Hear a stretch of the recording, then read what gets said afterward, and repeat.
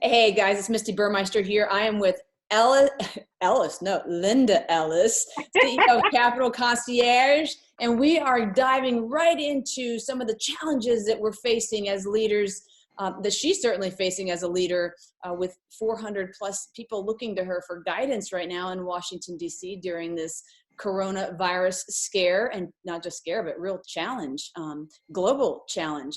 Lynda, I can't wait to get some of the ideas from you. Before we jump in, tell us about you, your business, so people have a chance to get a sense of who you are, and then we'll dive into some of the challenges and what you're doing to face them. Sounds good. I own Capital Concierge. We're a 33-year-old company, and we provide concierge services in commercial office properties, residential properties, private corporations, whether we're on site or we also do virtually. And so this corona situation has had significant impact to us, as you can well imagine, because we have 400 people. And it's interesting, I was talking to one of my colleagues, another owner who has been hit equally or more so hard than myself in our company. And I said, I've got to save our employees' jobs. And he gave me a great piece of advice. So I'm really jumping right in, Misty. Jump in. He said, Lynda, you need to save the company. And I said, no, I've got to save the jobs. And he said, if you don't have a company, how many people are you going to employ? Bingo. So my focus is, since that moment, I'm making decisions to save the company. And therefore I'm saving jobs, and that's really important. That I'm so sorry. That's good. You know, sometimes we get messages from our team saying we need some help, but please go ahead. So I understand the difference. To me, it's a bit of semantics, but he was right. Without the company, there aren't the jobs. And I've been very, very lucky to have a great team and for people to feel proud to be in our company, and I want them to maintain their jobs, because these are people who are living their lives and doing what they do from what they make at Capital Concierge. And so it's really important to me that the decisions I make, even though they may be hard, are for our company. And therefore I make decisions that are hard for one or two people, but I have over 400 people that I'm trying to make sure that they have a job. So Lynda, I'm just curious, are you exhausted right now? No, I'm pretty much crazy, insane, beyond exhaustion.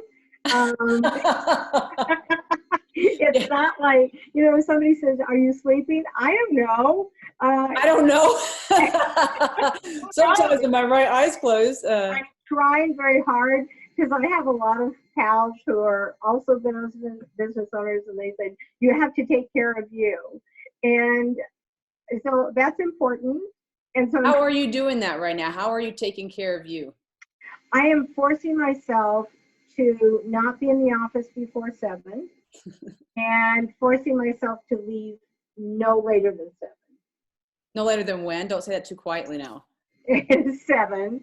So from 7 to 7 you're working, and what are you focusing on while you're there? It's interesting, Misty, because I'm actually I'm busier, if you will, with different tasks than I was before. And so what I'm finding is a real struggle is to have time to think. As an example, the new legislation that was just passed, I was on an hour-and-a-half conference call with our labor attorney trying to sort through, well, what does this actually mean to us? And guess what? A lot of the answers aren't there. Don't you love it? So you have to kind of make it up as you go along, so that you're doing what you need to do when you need to do it. But the labor department is coming out with specific guidelines sometime in April, but the legislation goes into effect the 1st of April. So what's the impact on your company, on the bottom line for your company? It's significant, because in our business model, we are contracted by our clients to be at a desk, physically be at a desk. And so if somebody is not at the desk, I get somebody else to be at the desk, and we train people, all of that. And we have a lot of on-call people or temporary, you could think of them as temporaries. And so when somebody is taking PTO, we have in our contract that we know how much PTO people are going to have. That's factored into our pricing. But now with this new legislation that says people can go on FMLA and the sick leave is really going to hit us, we still have to pay for that person. But in addition, we have to pay for another person to keep our contract. So that's real quick, Lynda, is this a result of the current crisis around the coronavirus? The sick leave and the FMLA, yes, because it's very different before the 1st of April than it will be after the 1st of April. Gotcha. So Capital Concierge, just real quickly for people who are listening in, is a concierge service. So you literally put people into companies who need somebody to do that work. So concierge would be putting away coats, can you give me a sense of? No, we actually do different things. And so I think for your viewers, one of the most specific I could be is that we have somebody behind the desk. So as an example, in a residential property, if somebody's living in a condominium, there's a person at that front desk. That's who we are. And the advantage of having us at that front desk is we are there 24/7 by 365. And if you want us to make reservations, we'll do that for you. If you want us to get your unit cleaned, we'll do that for you. If you want to get travel to Indonesia, we'll plan that for you. Whatever it is that you need us to do, we will do that as long as it's legal and ethical. And we are an amenity provided by that property. So for the resident in the property, they don't, well, it's within the lease space, or the ownership of the unit, but you only pay for the services that are provided. So you pay for your dry cleaning. You don't pay for us to coordinate getting it picked up and brought back. You pay for the house cleaning. You don't pay for us to be there to coordinate it. You don't you pay for the travel, but you don't pay for the time it takes to do all the research to make sure that your trip is wonderful. Gotcha. Just a real simple understanding of what you do. That's great. And so I'm assuming that, I don't want to assume this, but I'm assuming that your industry, the people who are hiring you are putting a freeze on that hiring right now, or actually saying they don't want to have anybody in there anymore. They can't afford it. Is that right? Actually, in very few circumstances, Misty, we've been very, very fortunate. One of the things that we do is we develop strong relationships with our clients. Yeah. And I have to say about 99% of them have said, hey, we understand, we're all going through this together. So some of our clients have said, and this is more commercial office properties, they said, look, we don't need the concierge here, but we understand they need to be paid. We do not want to lose them. So just continue to invoice them. Others have said, we're going to reduce the hours. And that means that the concierge is not going to make as much as they were making, but they just still have a job. So we partner a lot. We actually are crazy right now. We hired 10 people already this week. Oh, wow. Then for drug and background, because we need part-time employees to fill the spaces where people either A, are not comfortable going into their building because of the situation. They need to shelter in place self-quarantine because they were exposed or whatever the case may be. And so it gives us an opportunity to reach out to people who have lost their jobs, particularly in the food industry. Yeah. I mean, these people have been left with nothing. Yeah. And so they're very service-minded. They understand what it is that we do, and we've brought them on board very quickly. And one of the things that we're hoping is that they will continue to work with us after, because when they go back to being a server in a restaurant, they can, if they've been working 2 jobs anyway, we hope we're their second job going forward. Oh, wow. That's so great. So you're seeing some growth opportunities in the midst of all this. Let me ask you a question about the emotional challenge of the whole experience. I imagine you've got people on your team that are, sometimes they're not just scared about their job, but maybe they've got friends and family, spouses who've lost their job, or they're at home, all children, all of these things. What are you doing to deal with that? I'm on the phone a lot, as are our executives. I have two vice presidents, and they are on the phone a lot, just calming people down. I have an open door policy. Every single one of our employees has my cell phone number. They have my email address. I respond to them. And I'm finding that people, it's not as much as you were saying, Misty, like what you were saying, may not be that they're afraid for their job, but they don't know how to process. They don't know what to do with this stuff. And so many people that I call, for lack of a better term, nervous Nellies, because they're really concerned and they don't know how to deal with this, just helping talk to them and listening to them so I can help them come off the ledge. Because one of the things that is so important, and I feel like my job is to be calm and steady and stay the course. And I can't tell you how blessed I am, because I have so many concierges and managers who have emailed me and said, "Thank you, Lynda. After talking to you, I feel so much more assured. I feel good. I'm okay. I'll be okay." One of them said, "You know, we all know that you have our back, and we're not afraid because you're not." I mean, that's a huge, huge message. And I have to say very candidly, that's how I get through the day. How do you mean? By their comments?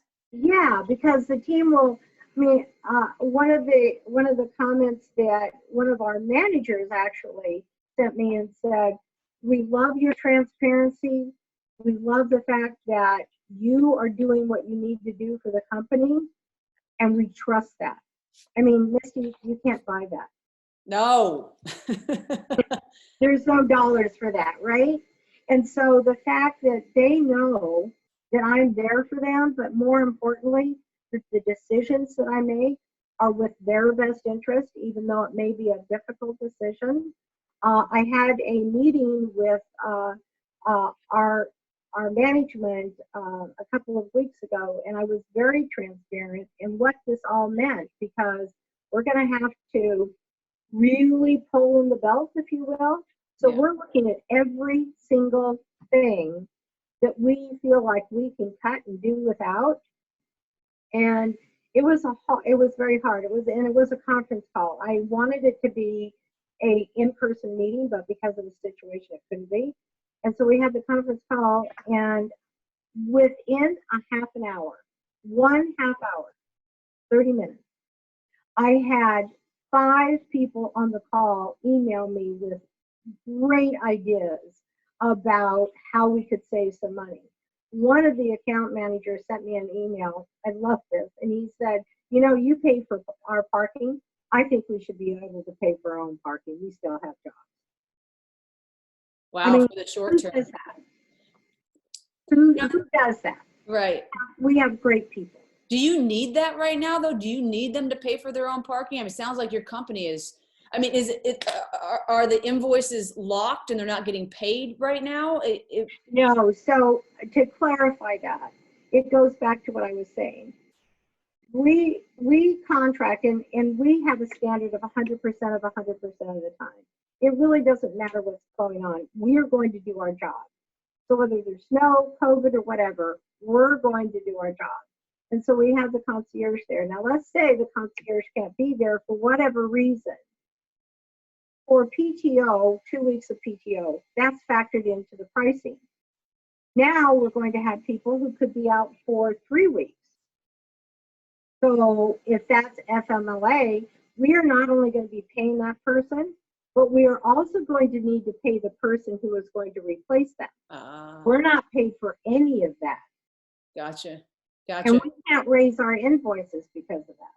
So this is because of the new thing that's going into place on April 1st, and everybody on the team is trying to figure out how they can help save the company. That is right, remarkable. because we don't want to let our clients down. We want to save our contracts, and we want to make sure that we're saving our people, and that our people are focused.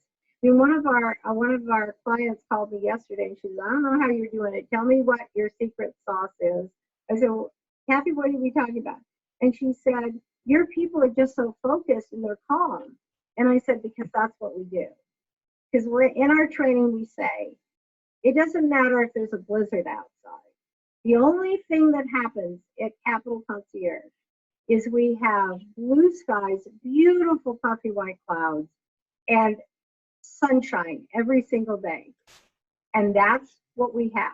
So if there's a blizzard out, you're not feeling good, you've got a problem, remember, when you put your hand on the door of your building, it is sunshine, beautiful clouds, and great weather. And so the team is doing that. They're doing that right now in the midst of all this. So your foundation for your company is solid. People are responding in the culture, right? People are responding in a way that is actually quite natural and normal, regardless of situation. I'll share with you one of my favorite sayings because I believe it very strongly, and I'll have you reflect on it. Disruption is critical for growth. You know, hurricanes and tornadoes and wildfires and viruses are essential for our growth. I'd love to hear your thoughts on that.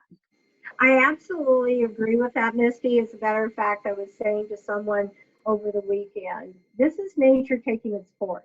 Mm-hmm. And this is challenging us as leaders and as managers to figure out what it is that we should be doing.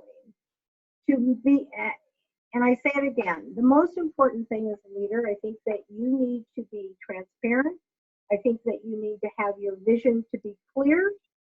And I think you need to be available and communicate, have open communications and be calm, because whomever is going to reflect who you are and what you're bringing to the table. I'm just going to repeat what you just said right there, Lynda. I thought it was so powerful. Transparency is very specific. That word can get, it's any word that's overly used, right, is misunderstood. Transparency, this is what's really going on for me. Like when you and I first got on the call, it's like, well, it depends on the minute, right? I'm having my moments, not sleeping that great, but because it's stressful. And even though you've got the foundation of your culture is solid, there's still, you're still unearthed in lots of ways, but to be transparent about it. So I'm going to assume the inside of that is also a bit of vulnerability and courage to speak the truth of what's going on for you and to listen to all the truths you're hearing right now, which are probably not very comfortable coming from your team and their fears and those sorts of things. So you said clear vision. I want to talk in a minute more about that. Open communication. That means they can say whatever they want to say and you will listen to them and you'll share with them what you know and what you don't know, I'm going to guess is part of what you're sharing. And then of course to stay calm. And I want to talk more about that, but let me just talk for a minute about clear vision, because one of the things I keep saying I'd like to have you expound on is people need focus right now. They need in terms of leadership for you to tell them what we're doing, right? Because otherwise we can get caught up in all the media that's happening and get scared and go, what are we trying to do? Oh my God, are we going to be okay? With focus, vision, tell me more about vision in this regard. I think the vision is, and my vision's never changed. It's always, and it goes with the focus. Our job is to be the best that we can be 100% of 100% of the time. And that means when we're going through blizzards and when we're going through a virus. And this disruption challenges us, Misty, to pull from way down deep inside and to be who we are and to be the greatest that we can be. And so I am a very strong believer in, I have zero control over this virus. I have absolute total control how I respond. And so we talk a lot about that. That's really powerful. So go ahead. So to your point, this is stuff our team already knows. This is who we are. It's what we do. And I want to expand on your comment about vulnerability, because it's really true. We all have to feel safe to be vulnerable. I had a client ask me, this is years ago, she said, do you ever have a bad day? And I said, how can I have a bad day with you as my client? I always have good days. Do I have bad days? You bet. Am I going to show that to my client? Absolutely not. Do I go to my pals and say, you know what? I'm having a really horrible day and you need to bump me up because I'm having an awful time here. And all I want to do is to go in a corner and cry. And I did that once here when I was purchasing Capital. Actually, I'll tell you a real quick story. And I was talking to someone I had invited to be on my advisory board as once the acquisition went through. And it was a particularly very, very difficult moment in the negotiations. So I called him up and I said, okay, I don't know where you're at, but we got to have a sandwich. Got to do it right now. Where should I meet you? So we met. And so I tell him what's going on. And I said, all I want to do is cry. And he said, well, you're not going to do that. So now let's see what you are going to do. And that's why you surround yourself with people who are going to help you through those vulnerable times. And I feel that that's my role for our team is you. And I tell people in training, when you have a problem, somebody's going to say something that is going to piss you off. And you're going to go just like that. And what you do is you breathe. And then all of that energy that you kept inside of you, you call me and yell at me.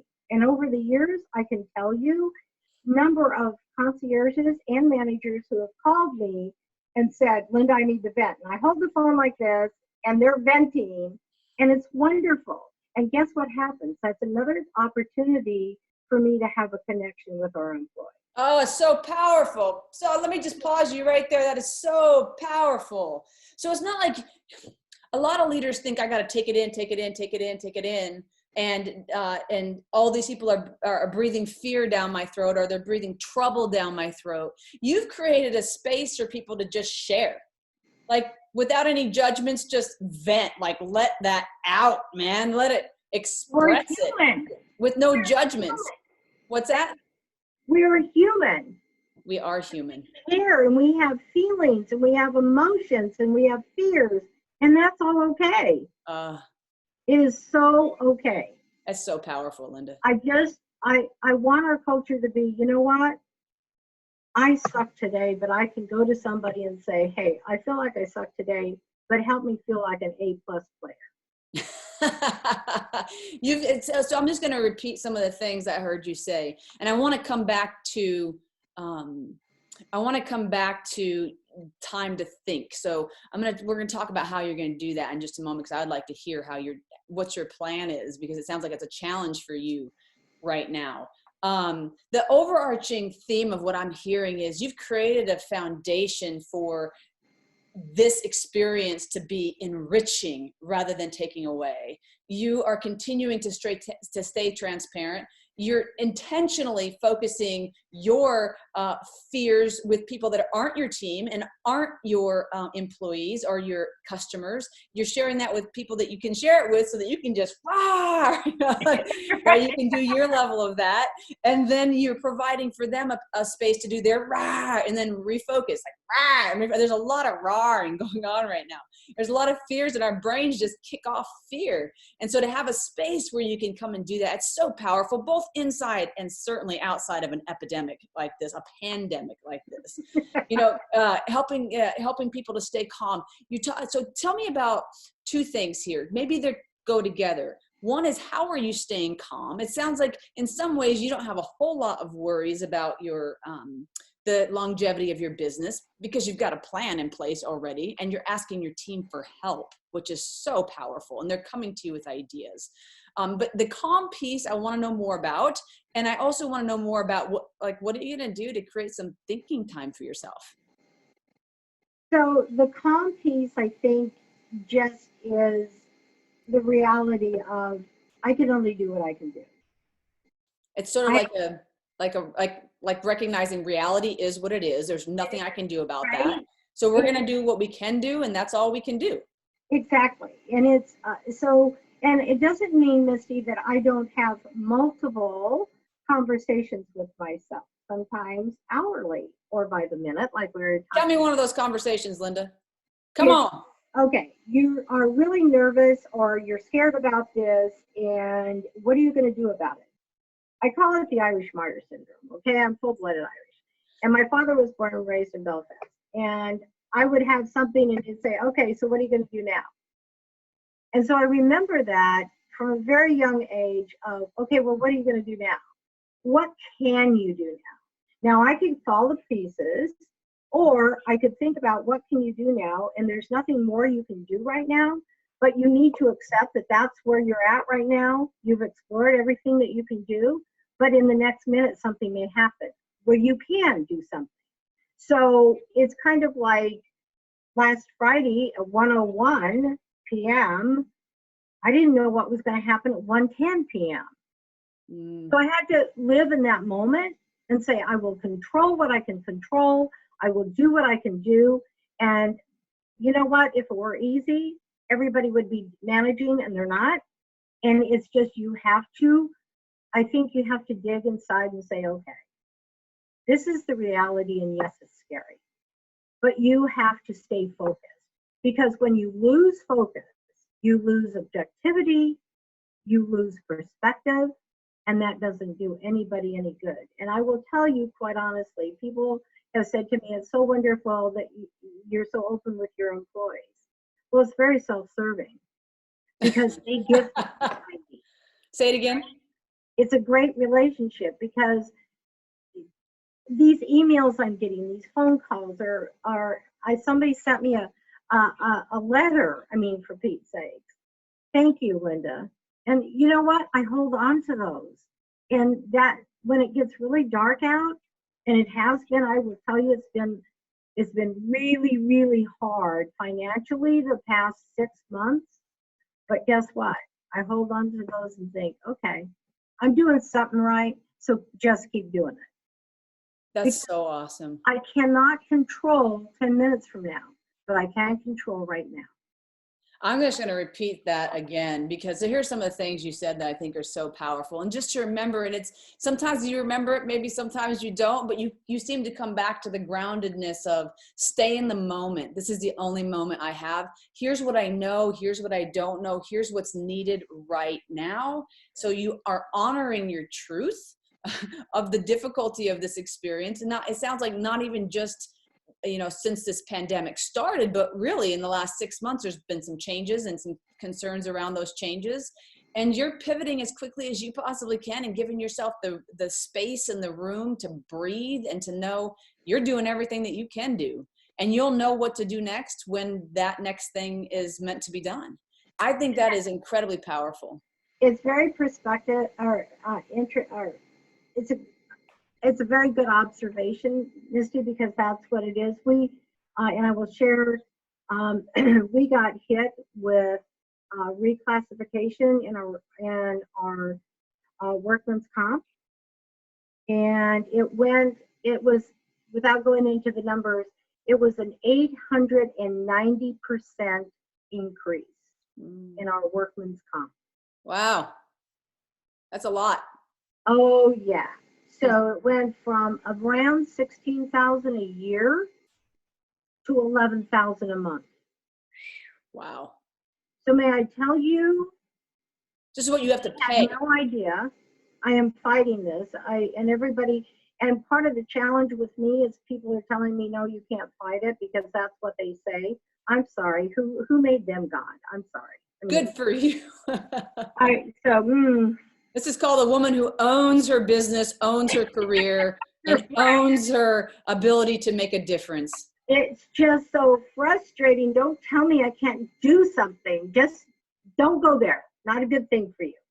So it was, and I will talk about vulnerability and how I stay calm. There was a moment not so long ago, it was in January, I don't even remember what month we're in. It was probably February. And I was getting March 26th right now. Okay, there we go. So it was probably 6 weeks ago, because I'm kind of sane now. But it's getting ready for bed, and I thought I was the moment of realization that I could lose the company. I had taken everything out of my husband's 401k, everything out of my 401k. I put the money into and there was I drained my savings. There was nothing. And I had a payroll coming up that only had 50% of what was necessary in the bank. And my line is maxed. That was a moment that I will never, ever forget, because the fear that I had in that moment was a fear I'd never known before, ever. And I thought, Lynda, you can either crumble to this fear, or you can put your big girl panties on and get your butt moving. So that's what I did. Don't have all the answers yet. Still have some concerns, particularly with this situation. It was like, with this new legislation, because we don't have to pay our employees' taxes, we can defer them for a year. I thought, oh my gosh, that's what we need for the cash flow. The business is healthy, the cash flow sucks, right? And so I thought that's really cool. Then I hear about this FMLA thing, and I hear about this sick leave thing that is going to crumble us. So do I know how we're going to work through that? I just had this long conference call today. I haven't got a clue. But I do know one thing. I will figure that out. And knowing that I will figure that out is what keeps me calm. That is awesome, Lynda. It's such a powerful message to end this recording on. You know what it is that you need to do next. And if there were one just real quick piece of advice that you could offer to leaders right now who are, and you can imagine, Lynda, a lot of people are sticking their heads in the sand. They're like, what's happening, right? What's for all those people out there who are struggling, who don't have that sense of just kind of trust in a power of the be that's greater than we, if you will, right? What do you say to them? What do they need to do right now? I would say surround yourself with people who will be honest with you and support you without the judgment. Yeah. And to stay focused and to stay calm. Because when you're not calm, you lose what is giving you the skill to do what you need to do. Your objectivity goes out the window, your perspective goes out the window, and you become subservient to those emotions as opposed to controlling them. So powerful. Lynda, thank you so much for taking a few moments with us today to share some wisdom and also some vulnerability and some challenges. Refreshing to hear that from a leader. So again, so many people think they need to hide that. They need to pretend like everything is just fine. No, they don't need to pretend like everything is just fine. You need an outlet for the frustration to come out, and then stay focused and stay focused and stay focused and stay transparent and stay calm and stay open and sharing and communicating. All the things that you so wisely shared with us today. Thank you for that. Thank you, Misti, for having me. Have a great day. You too.